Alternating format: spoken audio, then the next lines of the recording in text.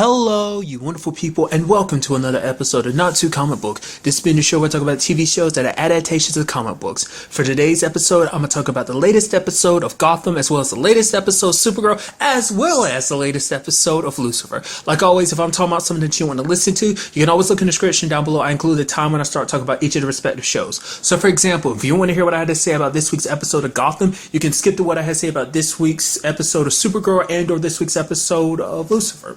But the first thing we're going to talk about is this week's episode of Gotham. A very good episode with some very interesting developments that came about. Well, for one, obviously, we'll start off with Bruce's side of the story. We still see him in that place. He meets an old man. We still don't know his name. Currently, he's the only one we had experience. Well, the only person Bruce has run into in this facility. And Bruce is running around, he gets out and everything, but the place is like a maze. Every time he goes one way, it ends up leading him right back to that cage. And it seems like basically it's kind of represented, the fact is it's kind of the state of mind Bruce is in, kind of a sense. The guy's like, basically there are mazes everywhere, but you know, it's up to you to decide where you are in that maze. He's like, basically pick a direction and go, because he's basically saying that Bruce, ever since like his parents' murder, he's been all over the place, going down different paths, never picking one single direction, going this way then that way. But it's like, now that's the time to pick a certain direction. It's like Bruce wants to seem like he's not afraid, but it's like you are afraid, and whatever you're afraid of is holding you back. They start using these special, they're like not necessarily acupuncture needles, but they're special needles, kind of the sort. Like they have these bottom parts to them that basically start glowing. I guess it's almost like there's probably like maybe some hallucinogenic in it or something like that. It's something special, but nevertheless, like the moment he stick, like it's kind of like probably hitting certain points. Probably, I don't know if chi is involved in stuff like that, but I would assume. But hitting certain points, and in particular, he hits like sticks it into Bruce's forehead, and basically it takes him back to that moment in Gotham when he lost his parents. It's like that one moment. Bruce is thought that, you know, he's moved, not necessarily moved past it, but, you know, it's, you know, just because Bruce doesn't actively think about it all the time does not mean it's not in the back of his subconscious, that basically he has not left that night ever since that time. Like, not really. There's always a part of him that's still back in that alley, still afraid of the man who took away his parents and stuff like that. The fear that he felt. And basically that's the fear the guy wants to, get him to shake loose. That basically he's got plans. Like he's like, I want you to go back to Gotham. I want you. Gotham is ruled by fear. You know, once you face your fear, I can help forge you into what I see in you. You have the potential to become a protector of Gotham. Show Gotham that it doesn't have to be give in to fear, that basically you can be the protector in a city full of hopelessness. Almost be like its protector, its shining light of hope. I mean, which is ironic considering who Batman is. It's like technically the shining light of hope. But even with what Batman represents hope in Gotham, that the fact is that there is someone there out there looking for them, out for them. So it's just kind of interesting. Like last episode, I kind of threw out who I thought he was. I'm kind of pushing like the Ra's al Ghul. Like I don't know like whether they're setting him up to be that or not. I would assume so, but I don't know. Like it definitely seems like he's going to be the one that trains Bruce. So at least Bruce's side of the story is going to be training and becoming stronger, because it's like, I think Bruce kind of sees it. It's like with this guy's help, he can go back and he can save his city. The city that took, like, you know, that was once a beautiful place that got dark and twisted, and it's like what he went through. He wants to make sure no one else in Gotham has to do the same thing. So very interesting developments. I mean, because this might be, because I'm not familiar with it, but there is a set of comic books. I don't know how long they are, but they're called First Year. That basically they're Bruce's like first years as Batman, kind of like how Smallville is for Superman, but it's like his first years as kind of being Batman. Like it kind of coincides with like the Telltale Batman video games. Like that's kind of like his early days as Batman. Like there's whispers and stuff like that, but Batman's not like a really 100% established. It's like probably like much like this, kind of like in his early years. So it seems like that's what this is all going to be about. Like possibly what a fourth season would be about is like him balancing his life of trying to get everything back in order and Gotham while also being its savior, kind of dealing with the whole vigilante thing. So I don't know, it'd be kind of interesting to see that. Like you know, because obviously part of my brain automatically went to like, yeah, it's probably going to follow like the Smallville route, where it's like at the very end of the series, that's when he becomes the superhero he needs. Obviously everything leads I mean, the big difference there is like, I think a lot of people bring up the fact is Clark already had all his powers. I mean, granted, not all of his powers. If you never watched Smallville, he at the beginning didn't know how to fly and stuff like that. Came much later on and stuff like that. But it's like he went through all these, trials to become who he eventually is supposed to, who he's destined to be. So, but it's not until the very end that he becomes Superman. So I assume the same thing will happen here. Like I said, we'll just kind of have to wait and see. But it brings a very interesting thing. I'm very curious to find out if he is Ra's or not, because this might not deal with the whole League of Assassins. Like, I don't know if that's something only in Arrow, or is that really what like Ra's al Ghul represents and stuff like that. I mean, maybe, because maybe he's not even like Ra's al Ghul, because granted, like I said, we've only met him so far. But what I'm also thinking, because he knows about the Court of Owls, he's like, but the Court are nothing but tools. So that makes you wonder like where he falls into this whole thing. Because we learned from Frank that basically the people we've seen, obviously the ones we see in that meeting, who basically decided, hey, Gotham needs to be wiped out so that it can be rebuilt, cleansed. It's become a filthy, dirty place. We need to wipe it out. Obviously, this guy has the different approach to it. He wants Bruce to be there to cleanse it rather than just starting from the beginning, which apparently they've done twice in the past. But obviously there's a moment at the beginning that made me kind of question, because obviously I was like, oh, Frank's setting him up and everything, but it's like, no, Frank might be a little bit genuine, because there was a moment where it's like everyone has to decide unanimously, like, hey, we're going to do this to the city, and so he's going to put the feather down. I mean, he reluctantly put the feather down, but the thing is, like, he brought up the fact is that those people are only like some of the higher ups. They don't represent all there is to the Court of Owls. There are more members, but those are just more higher ups. And even amongst them, they're the fanatics. So it makes me wonder, could this older dude actually be, could he be actually part of the Court of Owls himself, that he's at the top? Because the way Catherine was saying is basically like, oh yeah, when this is all said and done, what we're going to do is, we're doing this, like the leader decided. So I don't think she was necessarily talking about herself in like third person or something like that. So maybe he is a leader, maybe he has different views than the other Court of Owl members, or like I said, maybe he is though Ra's Ra's, however you want to say it, Al Ghul.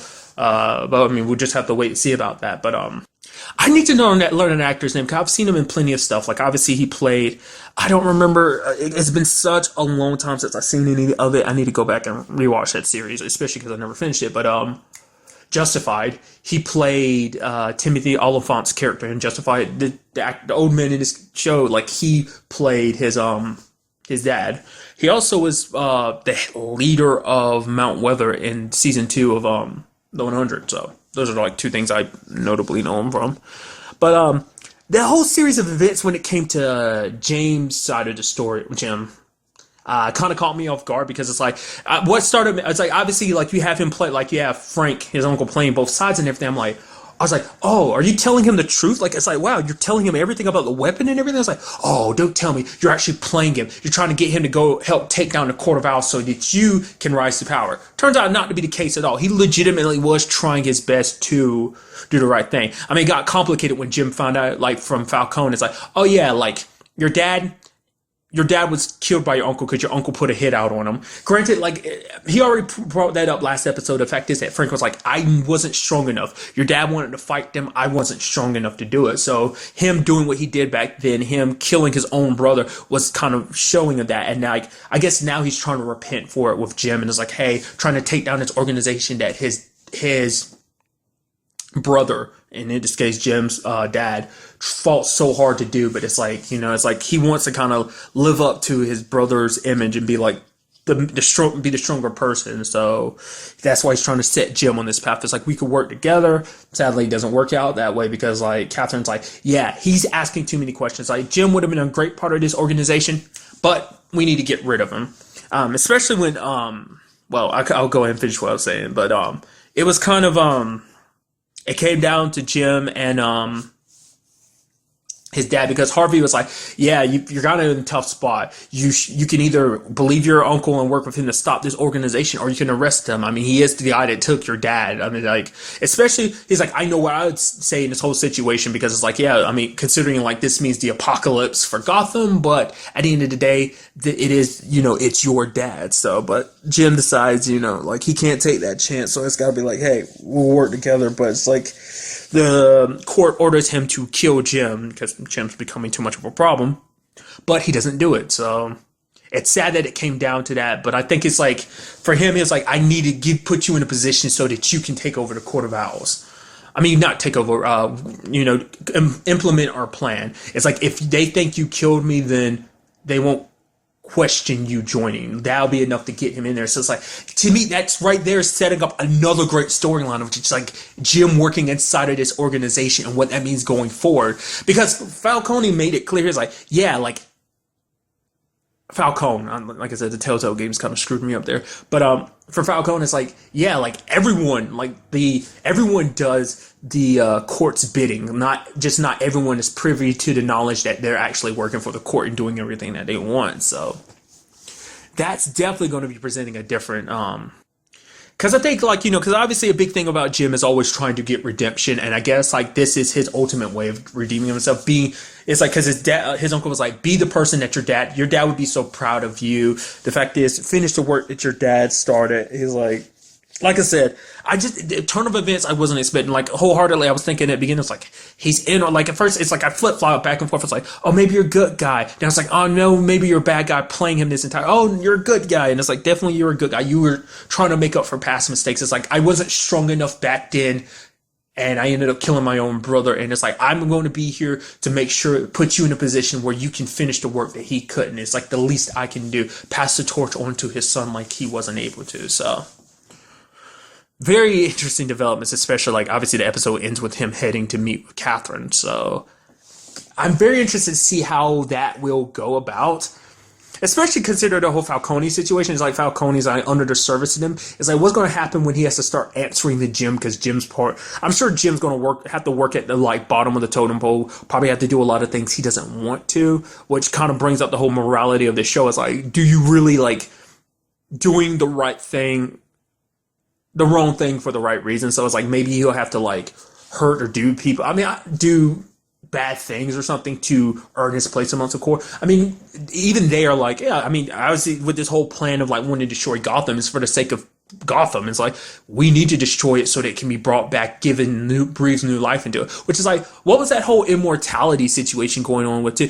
I mean, I guess it kind of coincides where it's like, hey, we need people like us there to keep the court alive. Like, people with us we don't want someone else taking up the mantle of the Court of Owls that doesn't really deserve to be in this position. So maybe that's just they've kind of given up on it. Like, maybe I think they were kind of hoping that if they could get the immortality situation going, that they could make it so they would never have to worry about implementing a plan like this. But because Strange's whole operation fell apart last season, maybe that's what led to this whole situation. Which, now that I'm thinking about it, it's like, I brought it up before, that whole Lazarus pit and stuff like that. Maybe that's kind of what brought them up to kind of think about this whole, like, immortality situation. Maybe they're aware of the Lazarus pit, but they wanted to kind of implement their own version, because it's like, obviously, like, they probably can't get access to it or something like that. Or maybe it's not an established thing yet. Like, it's all like, it exists, but no one knows that it exists. Or maybe someone does know it exists, but not like that. It just hasn't appeared or doesn't, that they're not aware of, is kind of the point I'm getting to. So just an interesting development on that front.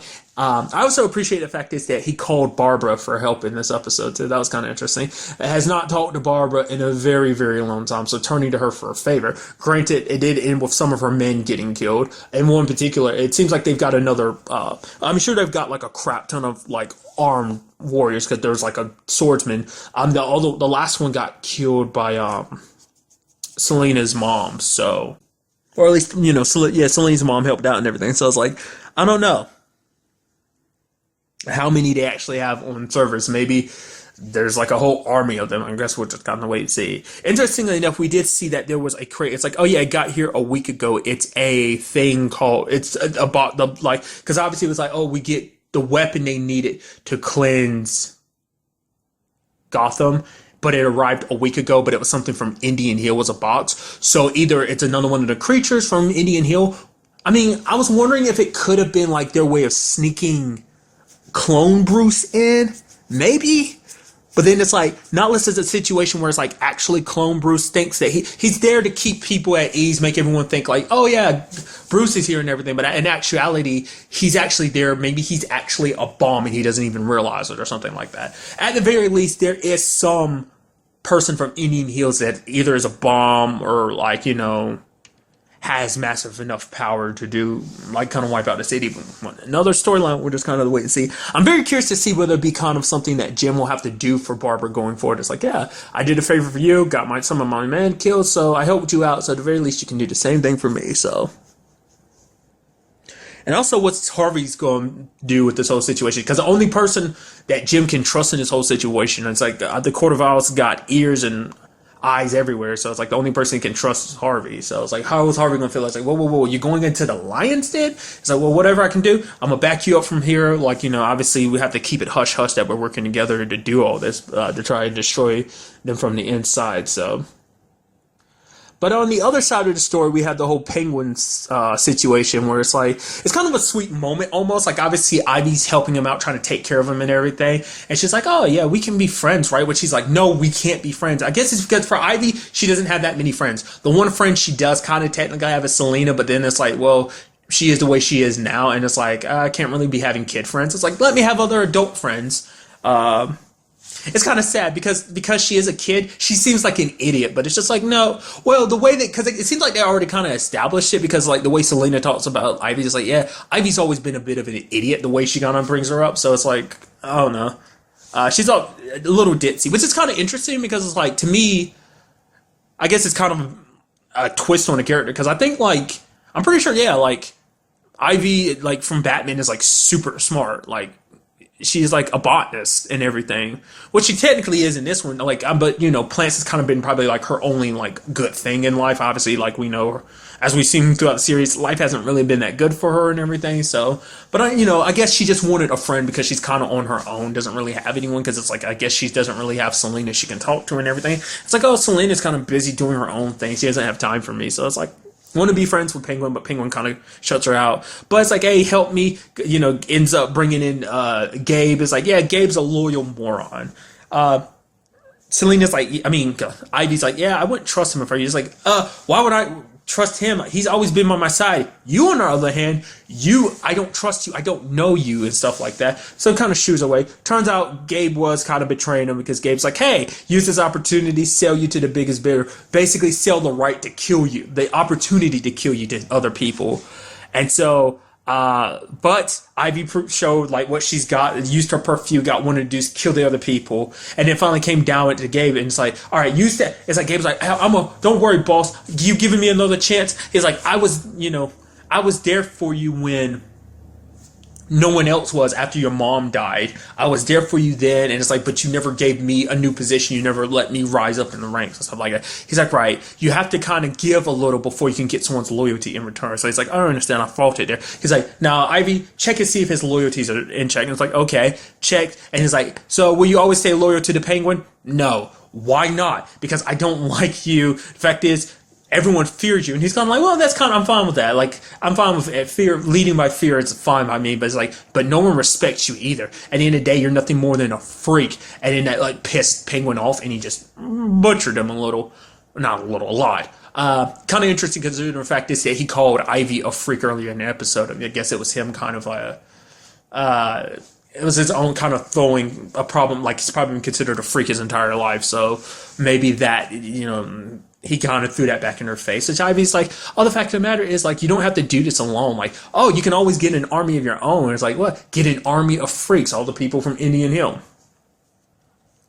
So that's going to be interesting, especially because that's the storyline we have not been back in touch with since. That was some point during, like, the first half of the season, right? Was the last time we saw them, like, when the whole strange situation. It's been a very, very long time, so it seems like they're circling back around to that storyline. It's definitely going to be interesting when he meets up with the other people, because it's like, well, don't forget Fish is connected to them too, so that's going to turn into a whole situation where it's like, oh, now, like, Penguin wants to take control of Fish's people, kind of, literally, is it going to be a repeat where he took her mantle from her? Will he do the same thing again? Very interesting question. See what Strange is up to. Has he made any progress in the whole situation? So many questions over a very good episode, and I'm very interested to see where the next episode takes us. And now moving on to this week's episode of Supergirl, a very, very good episode this week. Kind of a little bit of a different change of pace. It presented some, obviously in this episode we have Alex being kidnapped by this dude named Ricky. Interestingly enough, this is a dude that Kara knew back when she was younger in school and everything. Her and Alex know this dude, and he used to actually be like the sweetest dude, but now he's got this whole situation of like, he's forcing Kara's hand because he knows that Kara's actually Supergirl, and it's like, I kidnapped Alice. If you don't want her to die, you're gonna break my dad, Peter, out of jail. Which Peter is like, a burglar. He's also killed people, so it's like kind of a pretty bad dude. And now it puts him in a situation where it's like, hey, we gotta track down Alex, but we can't let his dad out of jail. That whole situation, because overall the theme of the episode, and I really appreciate it, it's something that got brought up earlier in the episode. Maggie's obviously negotiating the whole situation. Kara rushes in, saves the day and everything. It's like, oh yeah, that's fine and dandy. But then Maggie asks about it later on. It's like, oh yeah, apparently this happens so often that it's literally called being Supergirled.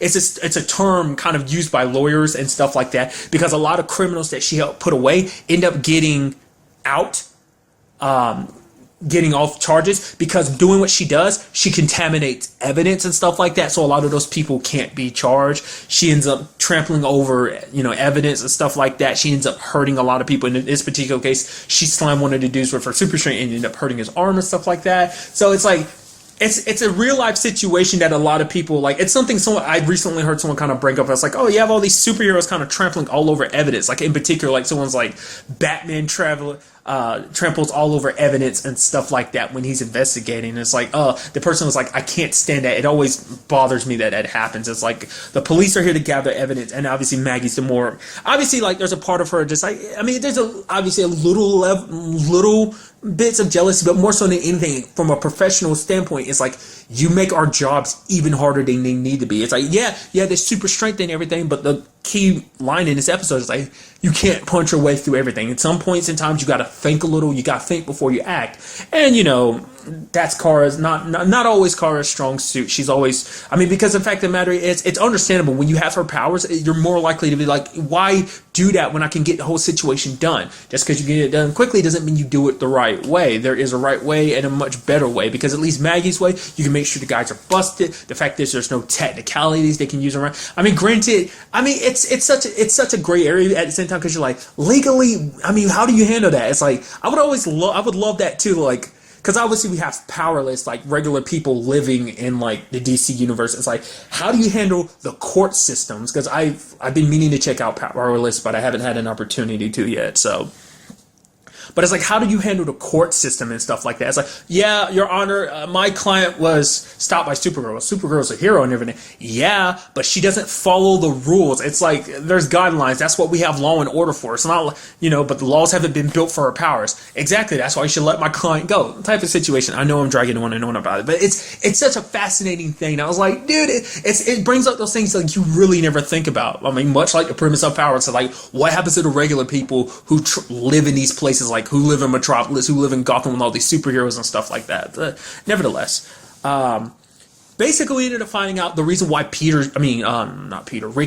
Rick is doing all of this is because when he was younger, he was abused by his mom. And no matter how much of a terrible person Peter is his dad, didn't know at the time, but his dad saved him from that life. It's like, yeah, because in his eyes, it's like, no matter how bad my dad is, no matter how much bad things he's done, the very least he's been there for me. So it's like, he may be an evil person to other people, but he's my hero because he was there to save me. And it's like, he did that for me. He was there for me when I needed it. So it's time for me to do the same. So basically, he's been stalking, like, everyone that's a part of this for like a year. He's been planning. That's how he knows about Kara and Alex. And Kara being Supergirl, because he studied them. Obviously, like, he was there in the younger days when Kara accidentally used her powers to save someone. That was something we saw from season 1. I was like, huh. Because I always wonder, like, it doesn't always seem like necessarily they reference stuff from season 1, but it's not like a lot of the stuff from season 1 has necessarily carried over. So, I mean, I'm sure that's kind of like network situation, as well as writer situation, being like, oh yeah, like, I'm not going to get into it. It's nitpicky and stuff like that, and I don't It's a whole thing, like, because I'm not going further in it because I also don't understand. I've never really looked into it, why a lot of that stuff hasn't not translated over. I'm sure, like, because the show's kind of changed hands and stuff like that. But I mean, even to that degree, I don't know how much has actually changed hands. Maybe a lot of the staff, whether it's like producers, writers, and stuff like that, probably maybe a lot of them are the same, most of them are the same, or maybe none of them the same. Not the point. I mean, kind of the point, but nevertheless. He was there, so he kind of put two and two together about stuff. So he's been working on this. He knows about Alex and Maggie. He even knows about John, because there was even a point where John was like trying to read his mind. He's like, no, it's not working. And then John later on tried to disguise himself as Ricky's dad, and it's like, you're not gonna fool me. The fact of the matter is, I know it's you, Martian. It's like, well, I was like, oh man, he saw through that. I was like, all right, he did prepare ahead of time because we know that John couldn't read his mind. So I was like, kind of should have seen that coming. But obviously the theme is like the fact is that Kara doesn't want to wait. Obviously there's a moment where Alex does a pretty cool thing. I mean, it's like sick in both a badass yet also disgusting way. Is she ended up like it looked like it might have been a credit card, maybe it's something else, but a card nonetheless. She snaps it in half. She cuts into her skin, and like obviously she has a tracker, but it's kind of deactivated. He knows what he's doing. Ricky, and so she takes it out, and then she basically hooks it up with like the camera to kind of give it a signal and stuff like that, and it's like that was pretty smart. Sadly that didn't really lead to Alex. It led to something, and then it ended up basically escalating time and stuff like that. So when she originally had like 20 some hours, it quickly reduced down to like 4 hours. And Maggie was super pissed about it, especially because there's a whole conversation between her and Alex. It's like, oh, we've got to say goodbye and stuff like that. And she's like, no. Like, the fact of the matter is, you're kind of my first when it comes to a lot of this stuff. It's like, I'm not going to just let you go like that. Like, obviously, that, what you'd expect, like, sweet moments, like, between, it's like, we have so much more, there's so much more between us. The fact of the matter is, I'm not willing to let you go. Tears in her eyes and everything. I know if it'll break your heart. And then Maggie's pissed at Carcass, like, this is all your fault. Why couldn't you listen to me? It's like, yeah, you just had to rush into it, and now you're going to get Alex killed. Which, John talks to Carl later on. It's like, it's not your fault. Maggie's just lashing out because she's upset. And that's, I mean, just like everyone does, because Maggie points it out. Like, you think just because you're her sister, that trumps how important she is to me. It's like, it doesn't. Like, I love and care for her just as much as you do, which is something I feel like Kara isn't like oblivious to it. I think it's just like, I think the situation is she kind of put her own feelings first. She didn't think about how everyone else felt, because it's like, even she's like, yeah, but she's like, Alex is so important to me. And then he's like, John was like, no, important to us, because she forgot about to consider everyone else's feelings in this situation. It's not just her that's going through this pain. Everyone else is too. Maggie's just as concerned about her. John is just as concerned about her. So, But everything ended up pushing Maggie too far. That at the end of it was Maggie who was the one that was willing to cross the line to be like, okay, willing to bust Peter out. Which, that was a pretty awesome device she used. I'm sure she stole it from the DOE. But she basically put up a device that kind of acted like as a mirage. And I like the effect of when she kind of stepped through it and everything. It's like, kind of tricked the cameras into believing, obviously, the hallway is still the same way. That's on like a pretty nifty version of that. Like, obviously, like, usually put it up to the camera and it keeps it on loop. But it's like, no, it puts up like this barrier that kind of acts as, I would assume, kind of a digital reflection, kind of, in a sense. I'm sure that's not the proper wording for that, but nevertheless.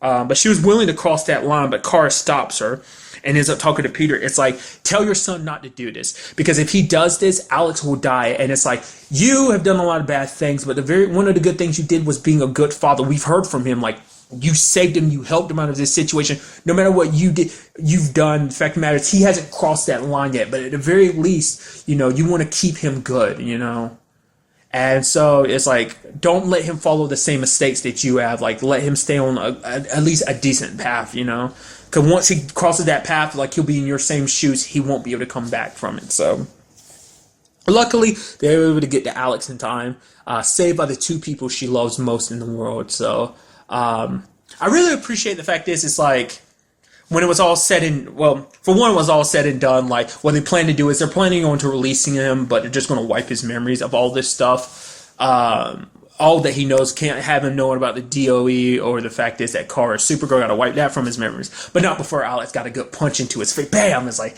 yeah, but let him remember that. So, but a dude should consider himself very lucky. They are giving him a second chance. I mean, granted, he won't remember that they're giving him a second chance and all that, but he's very lucky. They could easily lock him up and send him to jail for everything he's done. But then again, it's like, you don't want him locked up in jail. I mean, they could wipe his memories, but then it's like, why would you wipe his memories and put him in jail too? It'd be a huge hassle, because you have to explain, well, he did stuff, he just doesn't remember he did the stuff because we wiped his memories, because we don't need him knowing Supergirl's real identity as well as DEO and stuff, all the things he knows. So does he necessarily deserve a second chance after what he's done? I guess you could call it misguided love, love for a father that did a lot for him. He just wanted to do the same. So I wondered, like, will that ever be a concern where it's like, yeah, he ends up remembering everything? Will that ever be a concern? I'm sure, maybe not. But there's a beautiful moment at the end where Kara's like, Maggie and Kara are talking, and Maggie's like, hey, Kara, thank you. She's like, what are you thanking me for? This is all because of you. But it's like, oh, you helped me out too. It's like, at the end of the day, it's like, obviously they both love Alex dearly. And so it's just kind of like, it was a joint effort in this situation. And she's like about to reach out for a handshake. And then Kara's like, what are you doing? Come on. It's like, we're practically family. I'm like, yeah, it's so good.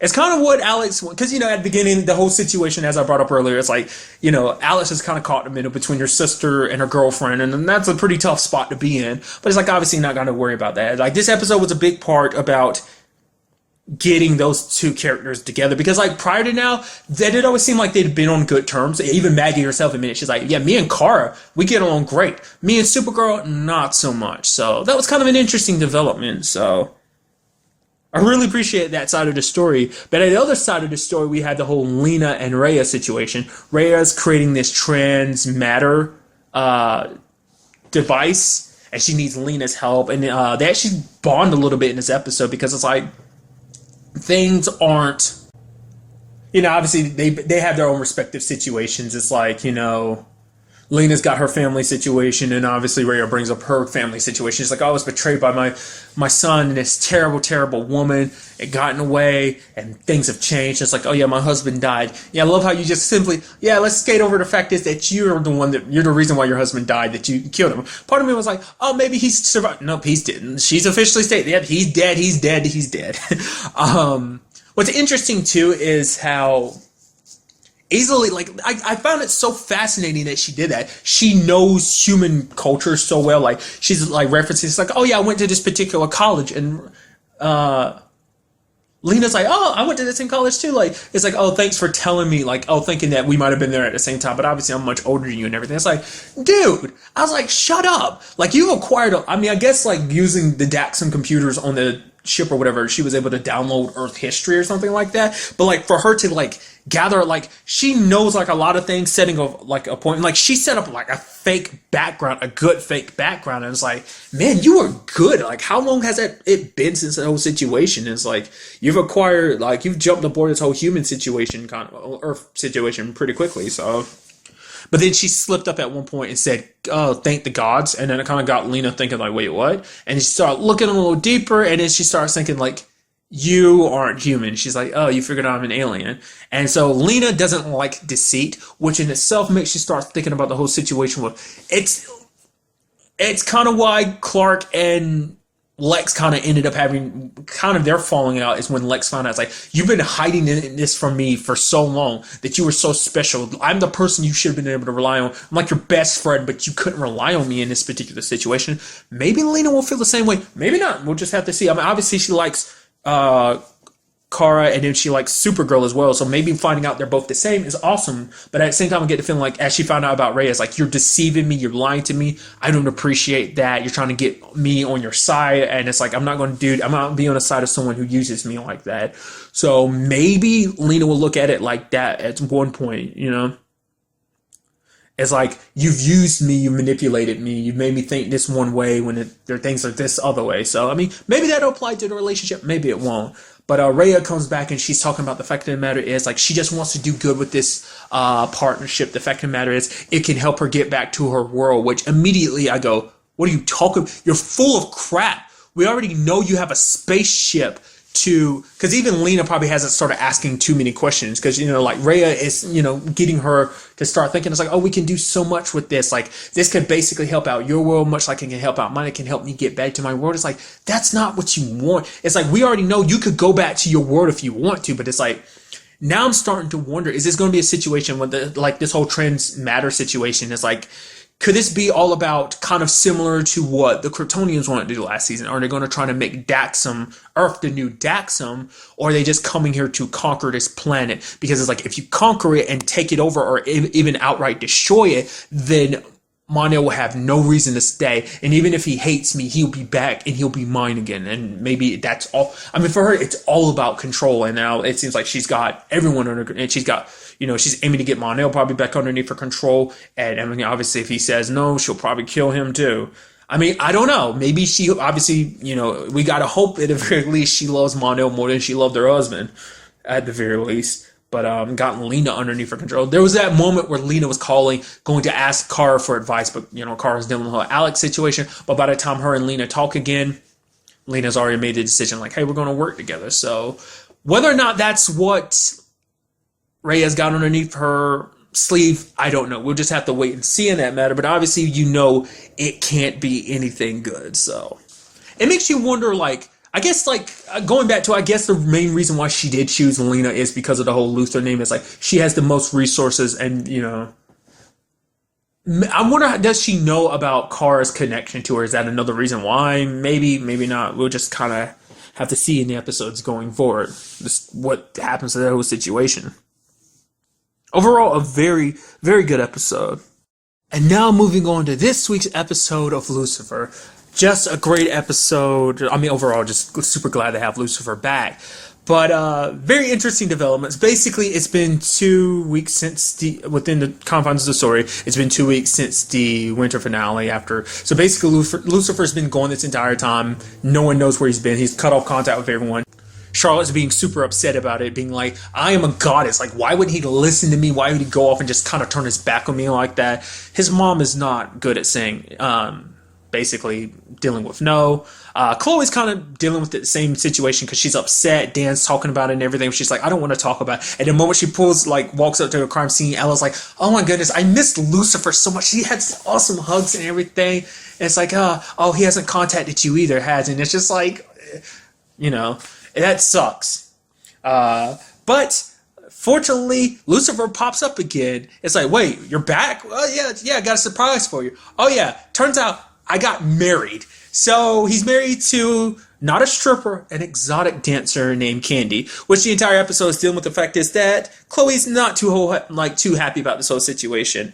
But because for her, she's like, why are you doing? Why'd you go off and get married? For one, I didn't know where you were. Were you okay? The fact is, he's like, yeah, I was dealing with some family issues and stuff like that. But then he's like, hey, we can go back to where we were before. She's like, but I thought we were, you know.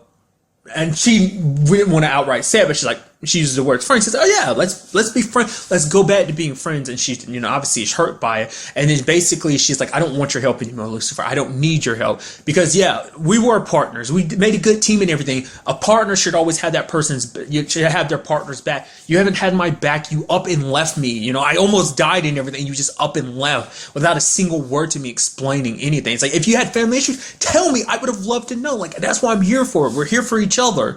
And plus, you know, the whole, like, it's basically like he took her heart and he stomped all over it. She's like, the fact is, I don't need you anymore. And so it hurts him. Even has a meeting with Linda, and then he brings Candy along to it as well. And I just love Linda's expression, like, oh yeah, you don't know why Chloe's mad. You have no idea. Even Dan's kind of the same thing, like, oh man. You know, it's like, oh man, she's pissed at somebody, and Lucifer's like, yeah, I know. I wonder who. Yeah, it's okay, buddy. He's like, it's not me she's pissed at, and Lucifer's like, well, who could she possibly be talking about? And you have Dan looking like, are you really that dense? Like, what the hell? But obviously Lucifer isn't willing to give up.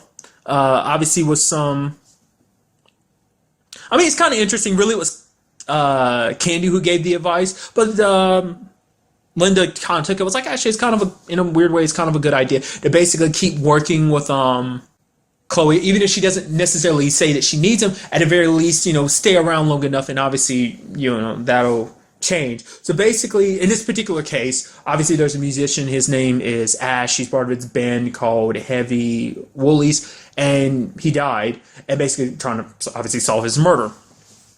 The fact of the matter is, like, one of the people connected to him was his divorce attorney, Anthony, who popped up at the crime scene. Interesting enough, the actor who played, can't remember the actor's name, but obviously I know him from, he's one of the lead actors in the CSI Miami show. But basically he's a lawyer and everything, and to get close to him and everything, Lucifer is like, he suggests that him and obviously Candy go there kind of under the pretenses of like, oh, I'm dealing with marital issues, or like, oh, we might need to get a divorce and stuff like that. Which then Chloe immediately is like, no, I don't want to have anything to do with you. Screw you and your whole like situation. Is like, I don't want anything to do with you. Which makes it like, the fact of the matter is, Lucifer's trying. Like, yes, he has a tendency to go off and do stupid, impulsive things, but he always does eventually turn around. But like, she's like, I don't even want to deal with him anymore. She's like, because she's like, she can look at Chloe's demeanor and everything. It's like, you're angry. You want to act like you don't care, but more so than anything, you are angry. And so it's like, oh, maybe you need a mediator. And that's what his exact job is. He's not a divorce attorney. I'm stupid. He's a mediator. That's what it was. Anthony. And so she goes in the disguise of Candy, and it starts breaking down, like ends up talking about her and Lucifer and everything. She ends up like, Lucifer's like, yeah, like obviously you went through, she's like, I almost died. And he's like, yeah, I know. Like, I went through hell, literally and metaphorically. And she's like, huh, because I think in her mind at the time, she's thinking like, obviously you're just saying that, like, you're not really understanding what the problem is here and everything. And so, because I guess in her mind, she continues to think like, Lucifer just, obviously he's back to being his old selfish self. It's like, you're saying you've been through hell. It's like, I was literally dying and everything, and then afterwards you left me after I like got better and everything. Which even Dan throughout the episode is like, oh, you should cut Lucifer some slack and stuff like that. And she's like, when did you and Lucifer become like the best of friends or something? Like, he's like, ever since he helped me get you back and make sure that you were okay, like after being poisoned and everything. It's like, he helped bring her back and everything. So obviously like Dan, like obviously him and Dan have always had their rough patches, but obviously they kind of got closer at one point, and even more so now because of everything. There's even one point where Ella is just kind of like, it's like, oh man, you guys are back together again. You're working again. Oh, I was so hoping you guys would be like super good team and everything. But there was a moment in this episode I really adored, and that was when Candy and Charlotte were hanging out, and Charlotte's like, so tell me, because she's in her mind's got this whole plan that like everything that Candy and Lucifer being married is all some plan, because May's got it in her head. It's like, oh yeah, this entire time Lucifer's been planning his revenge. Just wait till he comes back. It's going to be interesting what he strikes you with. But the fact of the matter is, she's like she took it to heart, and so now she's thinking like this whole thing is some twisted plan and everything. And she started talking to Candy, and Candy's like, yeah, like she's like, so what is Lucifer's plan? And Candy's like, you guys got plans, right? And Candy's like, well, yeah, I plan to open my own, she's own businesses and stuff like that. Because obviously Candy's like a huge airhead and everything. And Charlotte's just kind of like, what? But she's like, but don't worry. It's like, I know what's wrong. She's like, I know what's going on. Charlotte's like, no, it's like, you're scared you're going to lose your son and everything, but like, don't worry. It's like, I'll always have Lucifer's back, and I'll always have yours, because you're like my mom now. And it's like, hugs her and everything. And then Charlotte goes back to a minute ago. I was like, she is hands down the deadliest foe I've ever come across. She doesn't let anything slip by. In a minute, I was like, I don't think she's that as clever as you're giving her credit for. It's like, Mom, she's kind of an idiot, and you're thinking like she's like some mad genius. But the whole situation starts making her thinking. When a minute I was talking to her, she's like, the only reason why he'd just go off and marry someone he doesn't even care about like that must mean that I did something wrong. He'd have to be broken. It's like, is my son broken? Did I break him? With all her lies and manipulations, plus pushing him to, like she didn't have to tell him about the whole Chloe situation like she did. Maze didn't want her to. Maze like, do not do this. Charlotte thought the whole situation like this was part of her own manipulation. Like she claims it was for her son's sake, but more so than anything, it's like by telling him the truth, she figured it would get him closer on her side. But all it did was push him even further away from her. So she starts feeling bad about it. So Amenadal goes to visit Lucifer, which apparently we had also learned, like, because we saw at the beginning of the episode, Amenadal was like across the street and looking at Chloe, and Chloe kind of has a feeling and looks, but obviously Amenadal was gone. Before he left, Lucifer did say, look after Chloe for me. So it's not like he just up and left her, like, you know, it's like, oh, you just up and left her, like, do you even care about her feelings at all? And it turns out, and it was such a beautiful twist that I appreciate, Lucifer isn't doing this for his own sake. It's not like he's pushing her away for his sake to shield his heart and stuff like that. He's shielding her because all her feelings, that stuff his dad constructed. You know, like, his dad made her feel the way she does about Lucifer. It's like, if there's anything that's ever going to be between us, I want it to be genuine. I want it to be real, but it can't be. So, like, for him, he's putting up a shield, he's pushing her away, getting married, and just, like, squashing anything between them because he doesn't want her to continue to be a pawn in this whole cosmic game that, you know, his dad has constructed. And so Amenadal realizes, it's like, so this entire time, most of what you've been doing while you're being kind of heartless is because you're like, everything has been a laid out plan for him. It's like, you know, at first you're thinking like, oh, obviously he's doing that because he's guarding himself from, like, you know, like, oh, getting too attached to Chloe, knowing the truth about it. It's like, no, he's doing it for her because it's like, you should have your own choice. The fact is, dad's never giving you a choice. He's put you in my way to make it so that, hey, you go towards me. And it's like, that's not right. You know, humans have free will and everything. So, you know, and if anyone deserves it, Chloe does. And simply because he cares about it is why he's doing this. So I don't know. It just warms your heart to know it isn't for a selfish reason that he's doing that. It's not like for his own sake, it's for her sake. Which I was like, mom did the same thing. Like, you can doing what you're doing right now. Yes, mom made some mistakes, but you saw what she was willing to do. She went to hell to help you get Chloe back. That means so much. Obviously, especially when you're like, when she brought it up earlier in the episode, she's like, I could have left her for dead, which I really would have preferred, but I literally went to hell to help him get his little human back. So there is something there. And so he does end up talking to, well, obviously things kind of correlate, kind of going back. Obviously things match up with the case. Basically, we end up finding out that basically, well, for one, I love the reveal that the mediator, Anthony, he's actually a huge fan of the band Heavy Woolies, because, like, basically Ash took all the money he got from the divorce, because he got most of the money, and put it towards buying all his own CDs and stuff like that, basically inflating their sales and stuff like that. And other people see it and it's like, oh, now I'm gonna go out there and buy it too. So that whole situation, because it turns out Anthony's like the biggest Heavy Woolies fan, because he was like, yeah, I'm like the manager. Or, you know, I talked to Ash about possibly becoming the manager in the future. It's like, okay, hardcore fan right there. But basically it turns out the person behind all of this was actually the drummer Doug. He killed Ash because Ash was going to go off on his own. It's like, you know, kind of like the whole selfish situation. It kind of obviously reflecting the whole Chloe and Lucifer situation to a certain degree and everything, because Ash was going to leave them behind and go do his own thing. And it's like, how can you do that to us? Kind of do that to me type of thing. Kind of similar to Chloe and Lucifer. Even Chloe kind of bonded with Courtney, Ash's ex-wife, which she talked to earlier in the episode, being like, yeah, he was so selfish and immature. She's like, I know, right? Always doing what they want to do and everything. It's like, right? Oh, kind of knowing exactly where you're coming from.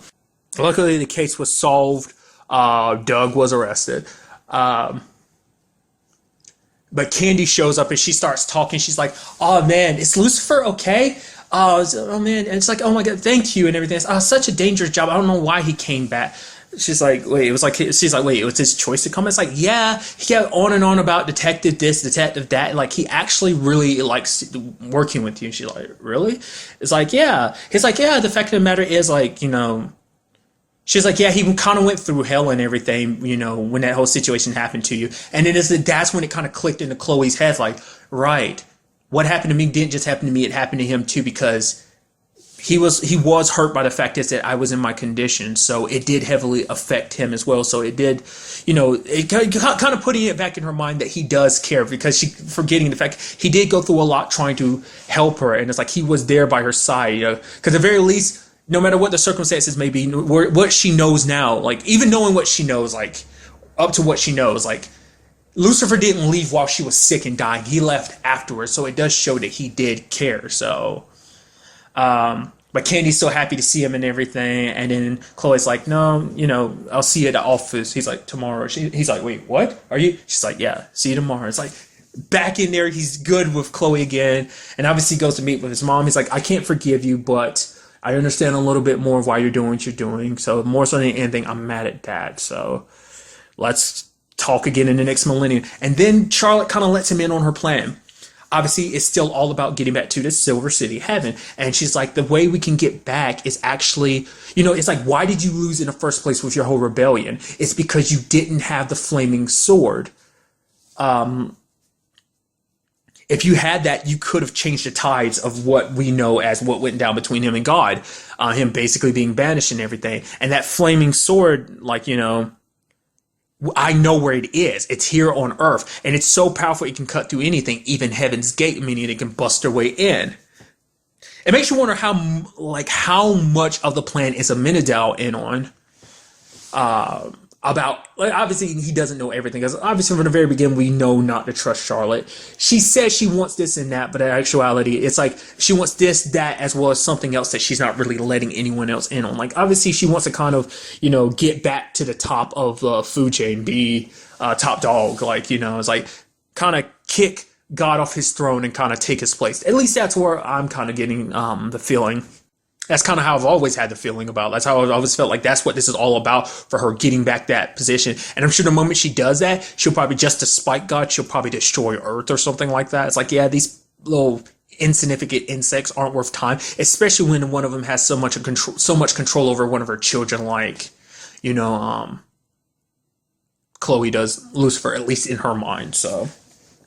But it's like the blade is actually here on Earth. And it's like, what are you talking about? The blade is actually Azrael's blade.